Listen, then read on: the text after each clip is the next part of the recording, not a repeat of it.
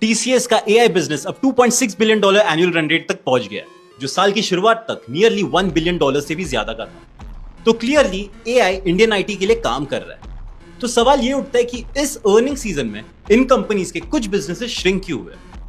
विप्रो को ही देख लो, जिस क्वार्टर में उसकी core IT services revenue decline हुई, उसी क्वार्टर में AI link deal bookings nearly 13% से बढ़ गए। सेम कंपनी जहां एक बिजनेस श्रिंक हो रहा है और दूसरा ग्रो कर रहा है, और यही इंडियन आईटी के ट्रांजिशन को एक्सप्लेन करता है।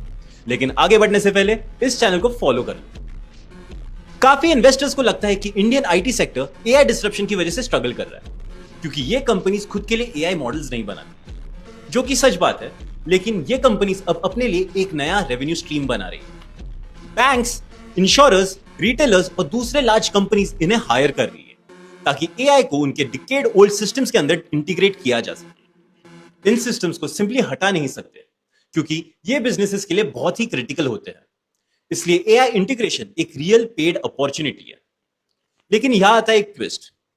यही एआई वर्क धीरे धीरे उस ट्रेडिशनल वर्क को रिप्लेस कर रहा है, जहां इंडियन आईटी कंपनीज अपने पुराने सिस्टम्स को ओल्ड मेथड से मेंटेन कर रही थी। इसलिए रियल क्वेश्चन ये नहीं है कि एआई इंडियन आईटी को हर्ट करेगा या हेल्प करेगा।